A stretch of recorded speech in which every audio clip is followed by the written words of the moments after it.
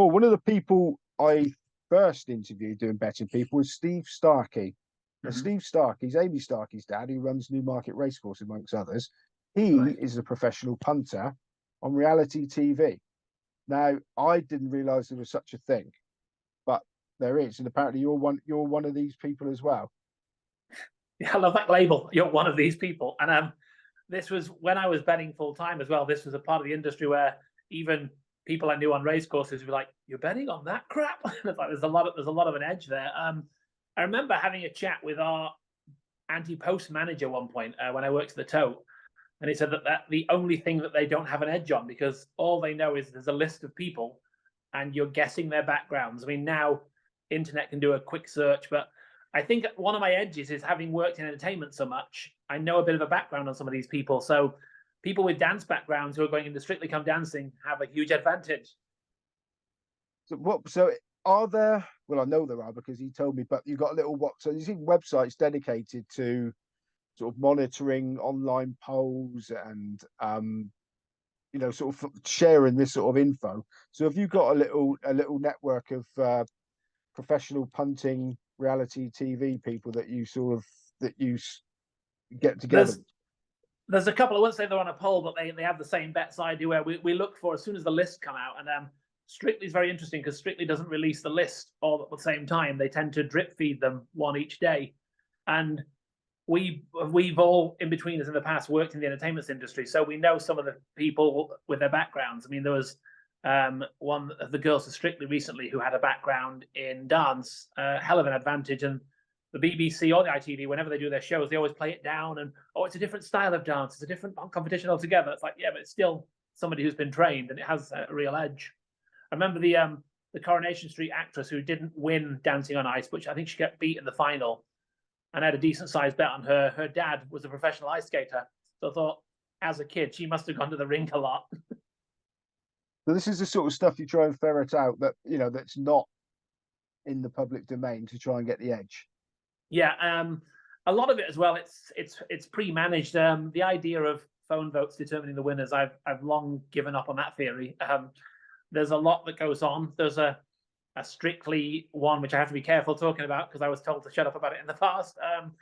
There was a winner he was the only one who was available from the tour that year. So if he won, the tour could include the winner. If he didn't win, then they couldn't sell the tour tickets because only the runner-up or the third place could be on the tour that year. So they needed him to win, and he duly did. There was you talk about the polls. Now, the guy that won, we don't want to date this too much, but the guy that won the Britain's Got Talent recently, the news, everybody was saying it was a massive shock. He was actually top of the head, 9-4, second in on the machine. Though it might have been a massive shock to everybody watching at home, but it wasn't a massive shock to people on Betfair. The fact that he won it suggests that the voting is quite straight. Mm-hmm. Yeah, so I mean, the market move on that one, he was nowhere to be considered initially. I mean, after the first audition, it was a one-off gag. It was a guy could rip a safety jacket off and have another one on, and it was a gag which seemed funny. On the semi-final night, they've since released all the figures. He was 42% on the vote. So the odds shifted on semi-finals. The young kid who was the choir singer, who was, I think he was favourite or second favourite, and the other dancing guy, when they released the semi-final results, it showed that how the public had fallen in love with this, what was a gimmick in effect. Yeah, what I did notice looking at that, because I was forced to watch it, my daughter and my wife done it. There's only about 20 grand fielded on that market on finals night. So would you resort to bookmakers for that, and would you get a bet worthwhile having on? You can get a bet easily on those events. I think they don't take a huge amount on it. I think where they're more cagey is if you're betting before the first TV shows are on. If you're betting 6 to 8 weeks ahead, what do you know and what have you seen? Whereas once it's all in the public domain, on Britain's Got Talent, on X Factor, very similar as well. Their contracts have changed now. When they win, they can do what they want work-wise. When that first started, those kind of shows, they were tied in for 2 years. So it made a lot more sense for Simon Cowell to have the winner he wanted. And do you get involved with the Eurovision Song Contest? Yes, massively so. No, but I know that cassettes used to be passed around amongst people back in the old days, didn't there? Is a similar sort of thing happen? YouTube's killed a little bit the Eurovision betting now because every song is seen and played, and there's a viewing streaming where you can tell who's been streamed 1.5, 2 million times before the show. So everyone's kind of got the edge. I mean, the Racing Post wrote a great column on it this year where I think they gave a 50-1 which placed. They had the top European country in the right order, so they smashed it on that score this year. But definitely, I had a large each way bet. I lost small money on it. I had Finland each way because I saw that song with the crazy guy and just thought that's something novel, it's something original, and had a decent each way bet on it. Okay, right now the from what I can gather, your main thing these at the moment is the Tom Segal angle, I'm going to call it. Where we all know Tom's an amazing judge, but it's also very difficult to profit from pricewise these days because everybody's on the same horses. But you've got a unique approach to it. Can you tell us what it is you do? So what I formulated from it was, like you said, that Tom Segal's a huge judge, and he's also got a lot of contacts where he can speak to a yard and get a well-being of a horse, etc. What I found when I was working full-time was some days there were too many races to look at in the morning. If there was 10, 12 races priced up, if Tom Segal had bets in 6 to 8 of them, where do you start and where's the filters come in? So I devised this system whereby, first of all, if he wasn't playing in a race, I'd drop the race. It gave me a smaller number to work with. I'd then focus on the races whereby he would be, in effect, one of my contacts, and I'd use it accordingly. So sometimes I'd follow him in, sometimes I'd take a different view and oppose it. But it meant I was focusing on principal races on a principal betting day with what was in effect a reliable contact who I think long term he's great, but a lot of in the column in SBC explains a lot of whereby he has to put something up, and that's the problem of pricewise if you're trying to follow everything. So you said that you sometimes oppose him. I mean, we're opposing Tom Segal here. So what would you base your opposition on? One of the things I think I use a lot more than Tom Segal is yard history in races. I don't like backing a yard to win a race if they don't have a good form record in it, and vice versa. If a yard tends to target one, I'll overlook a horse's form if a trainer has a particular high hit rate in a particular contest. And that's something I don't think he often reads in his column. He's much more based on what the horse has done, whereas I'll be more on trainer trends.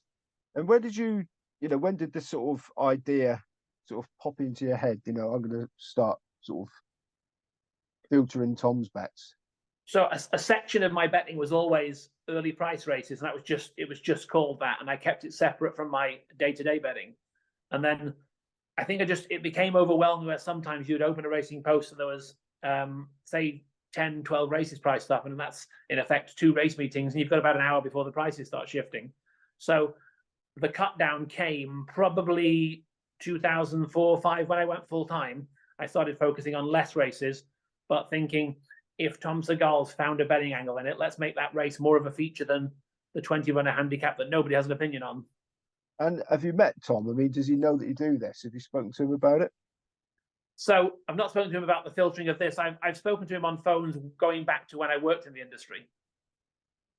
So with the theory that he's got to put bets up to make the numbers up, is that something that you sort of assume, or has he sort of said, yeah, well, It's unwrittenly known that there are times where if there's TV racing on, there's got to be 2 to 3 bets in that column. And I think in the old Mark Cotton book, Mark Cotton, who was the original pricewise formulator, he said something similar where you can't write copy with at the end by saying, and I don't really fancy anything, because that wouldn't sell a newspaper. So a value bet has to be found at the races that are featured on TV that day.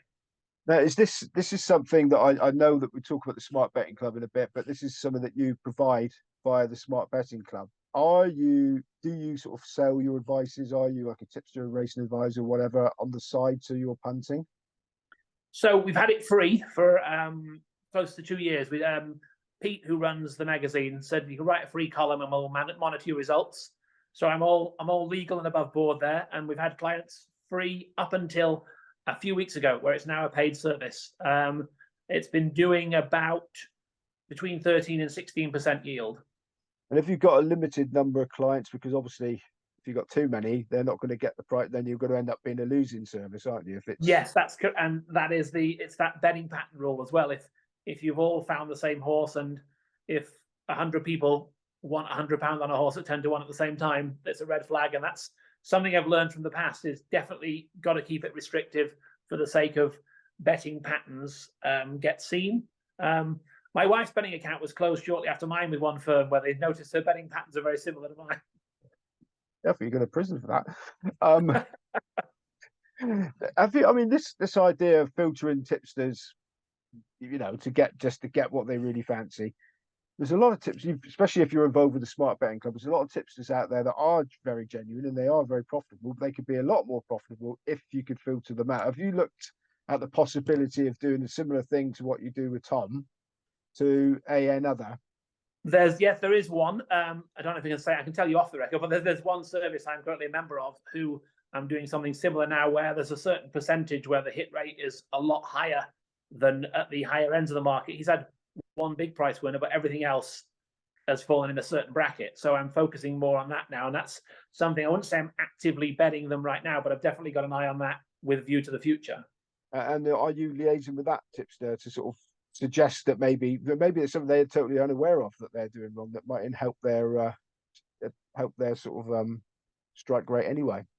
So I kind of wrote this myself a couple of weeks back. That I've been with them about 6 months, and the pattern, if you grouped it into odds categories, there's clearly a strength in a certain odds category. So I'll probably keep an eye on it for a few more months, and if it's repeating itself, if it becomes that obvious, yes, I would contact. I'm in touch with the said tipster, so I would have no problem emailing him and saying, have you looked at this angle as quite significantly stronger than the overall service?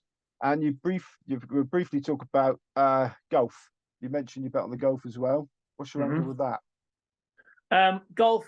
So the 4 majors and the Ryder Cup would be my 5 betting events for the year.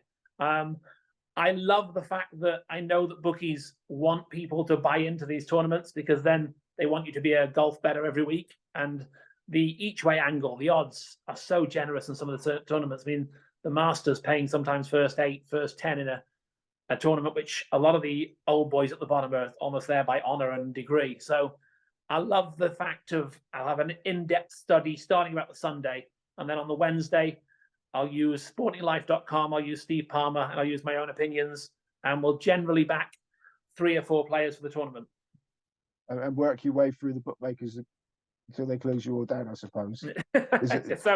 So again, because I'm not a regular golf bettor, it's not a bad thing where, like you said, there in Newmarket, we've got so many shops here in Newmarket. I think we've got every firm is covered on the high street. So if I'm a casual golf bettor, I can kind of get them on for the major tournaments. I just look like a guy who likes TV golf.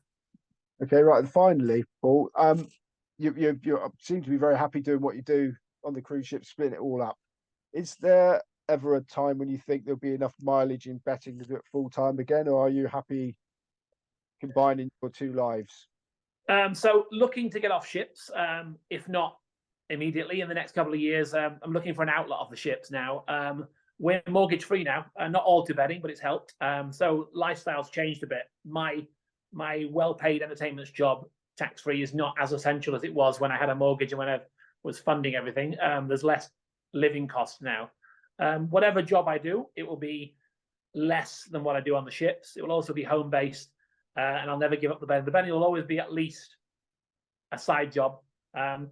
If I could make it pay full-time with the sort of income I'd look for, then definitely that's the dream job. I had it once, and it'd be nice to have again. Okay, finally, you mentioned that. So is your service, even though it's paid for now, still only available through Smart Betting Club? Yeah, Smart Betting Club run all the admin side of the service, and then I just put the racing messages up of a morning on days that we're betting. Okay, well, that's brilliant, Paul. Paul Chandler-Burns, thank you very much.